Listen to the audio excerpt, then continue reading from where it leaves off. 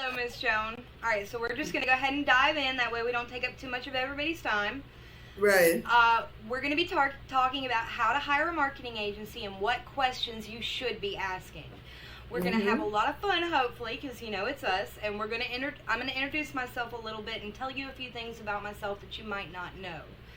So, obviously, you know my name. I'm Deanna Brakefield, and I started off my career trying to get a bachelor's in social work. But as happens to a lot of us, before I could graduate, my dad had an accident, and his situation changed everything for me. I made the decision to go home and give him the care he needed. Well, the plan was that eventually he'd be on his own again, and I'd be able to finish my degree.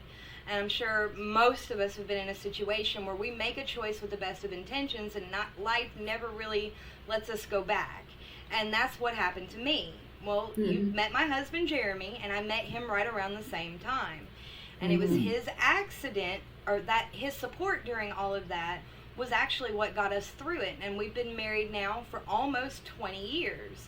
But our financial situation has always pushed us to make tough choices because we are a single income family, or at least we were.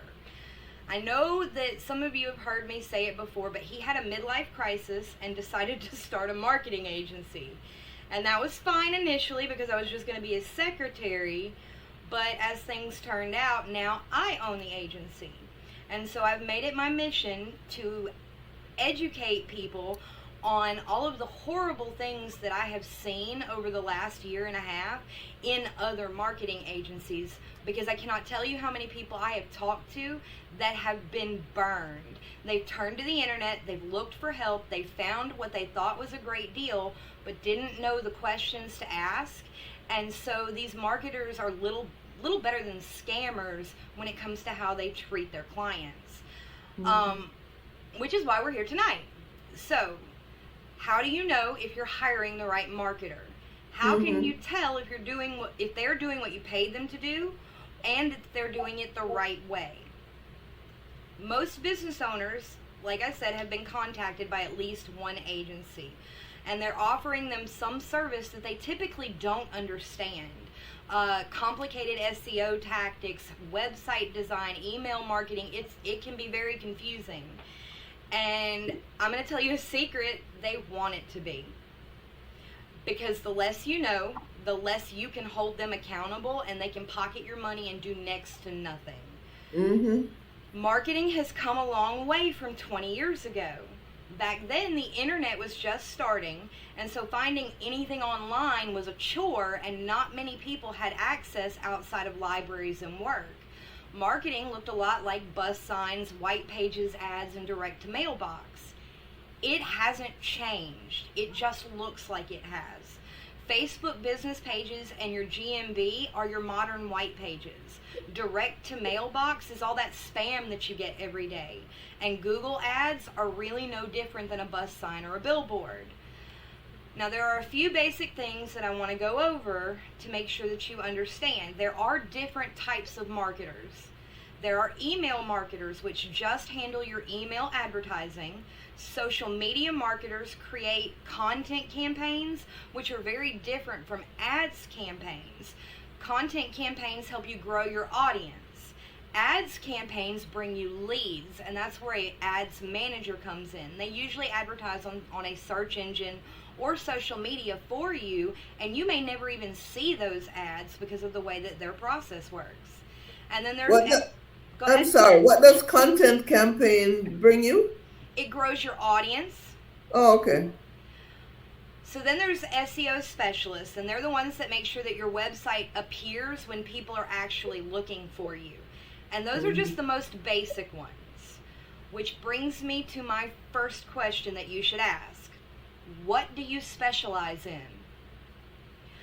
All marketers should be specialists or manage a team of specialists. And all those types that I mentioned before, those are the specializations.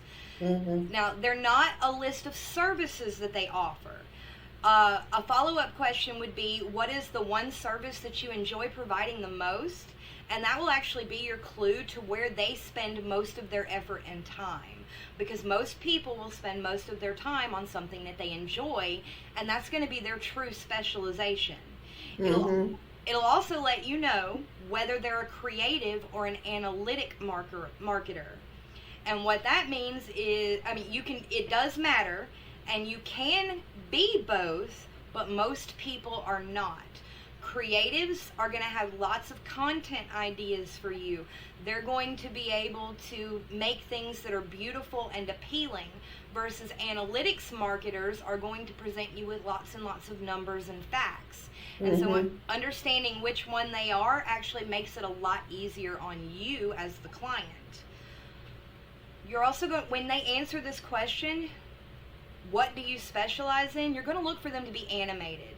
If you're not getting any excitement off of them, odds are they're not going to give their best effort on whatever service that they have offered you. They may seem very robotic when they answer this question, and that tells you point blank they are reading from a script, not answering you. So you said some are analytic in the type of service, and what's the other category? Creative. Oh, okay. So that brings us to our second question. Have you worked with someone in my industry and niche before?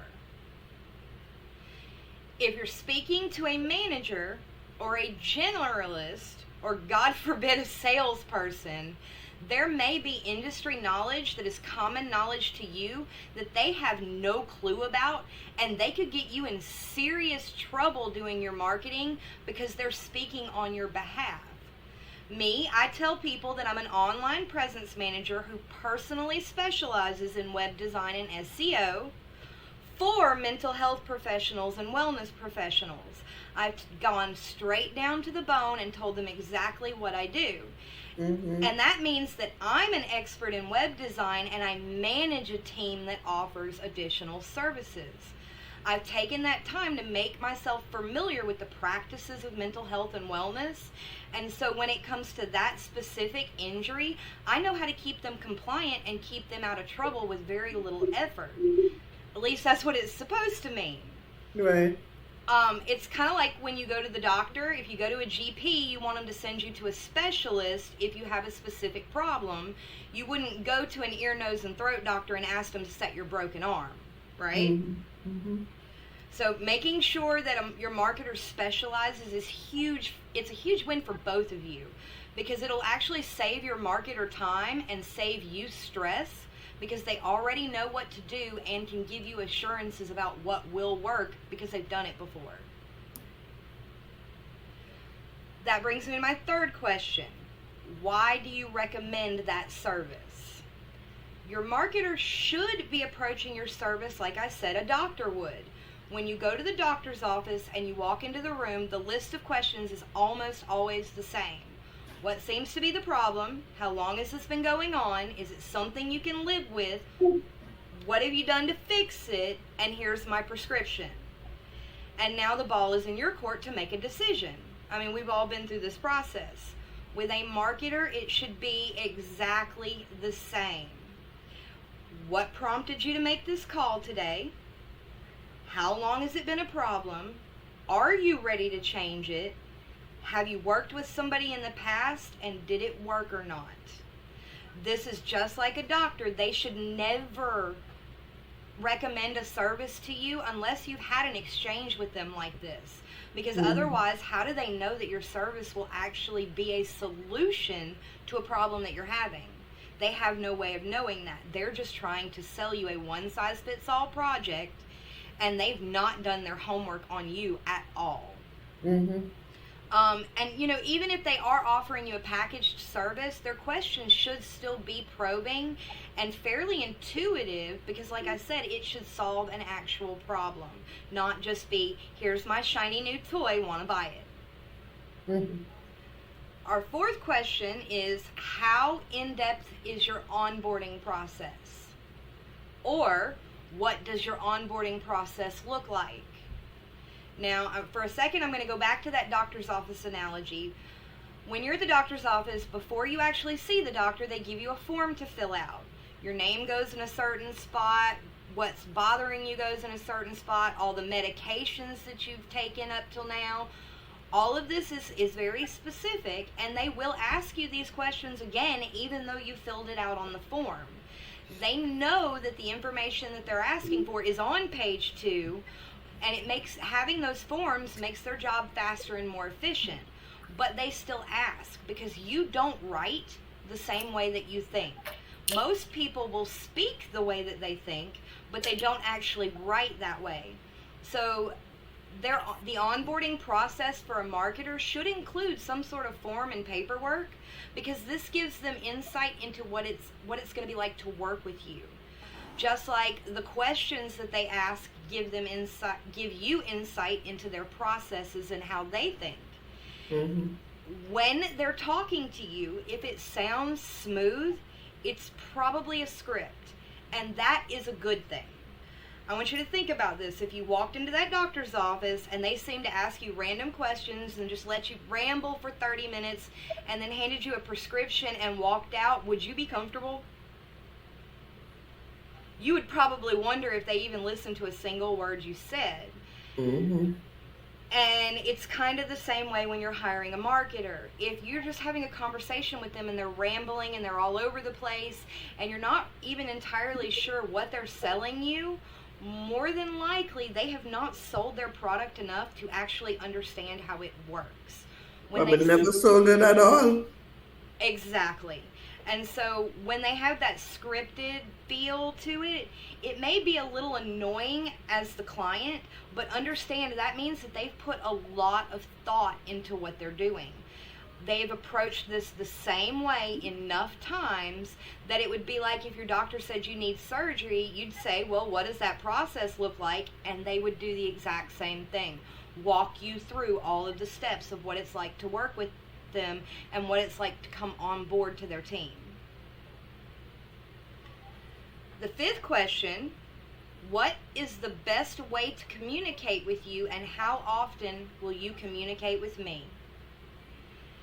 I know this one seems like a little bit of a no-brainer, but you'd be surprised how many agencies ask you for all of your contact information, and all you get in return from them is an email address that may take somebody days to respond to you, and that is not good enough. If your marketer only offers you one way to communicate with them, they are in control of the flow of communication, not you. You're waiting on their whim. A good marketer is going to offer you at least 2 avenues of communication. One for collecting information and non-urgent communication, like an email address or a special scheduling link that goes to a special calendar, and one for urgent communication that they check multiple times a day, like a specific phone number to text or call, a Facebook link to go to a specific messenger, or something like that. If they do not have open communication with you and they don't want it, it actually makes me wonder why. Because marketing is a service industry.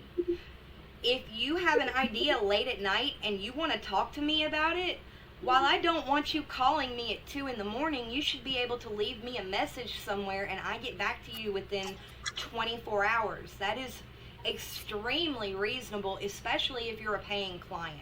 That's just good customer service. Mm-hmm. I will say most questions are easily answered through an email and don't require a phone call, but unless you have some sort of consultation, unless you have some sort of consultation built into the package that you're buying, you might have to pay an hourly rate for a phone call, but it should always be available. Which brings me to the 6th question. Who owns the products that you set up for me?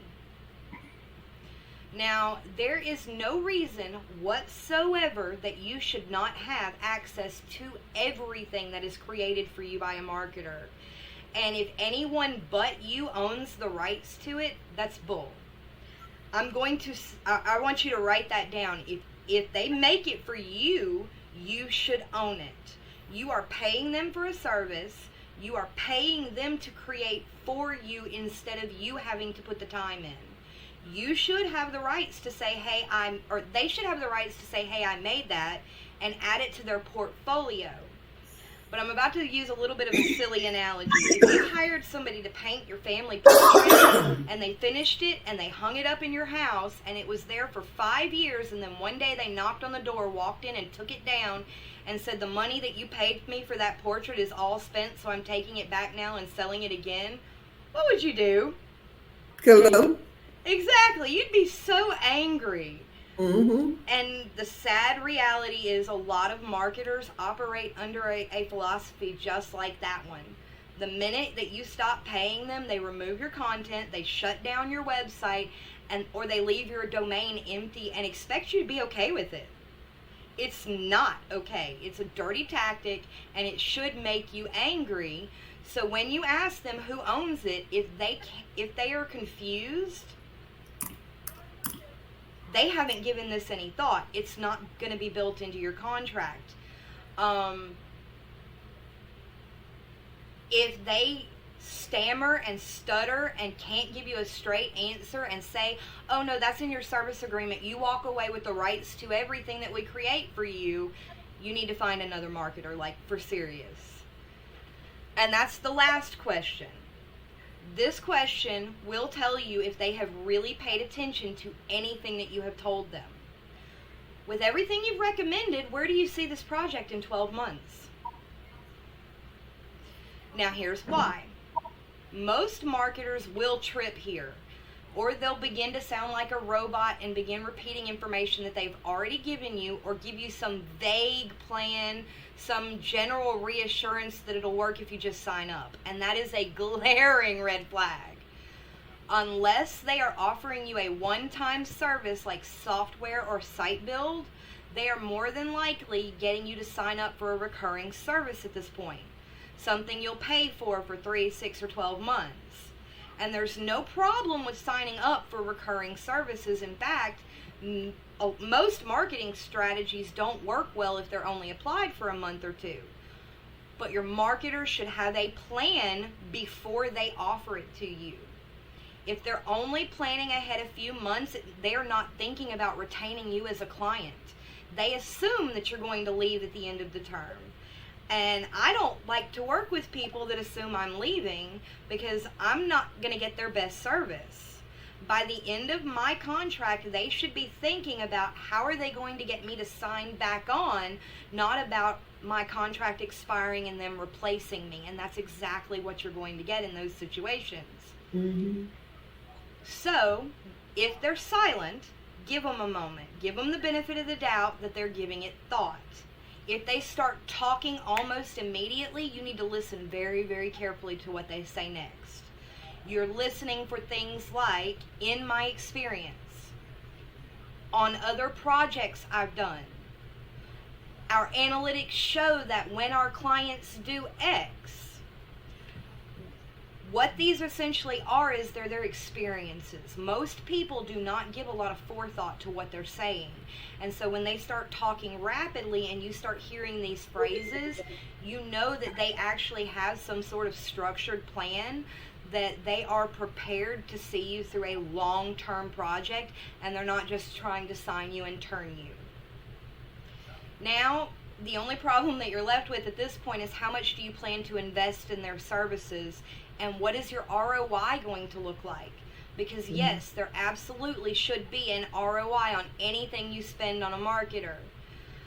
And the reason that I say that is that at the end of the day, everything that you pay a marketer should be an investment into your business. With any investment, you should see a return on what you put out. Realistically, we should look to see a 15 to 50% return on your investment. What that means is, if they say that they can meet your goal, they should exceed it and be paying for themselves. The business they bring you should pay for your marketing at the end of the day. Mm-hmm. And if it doesn't, your marketer is just collecting a paycheck, and you should not sign with them.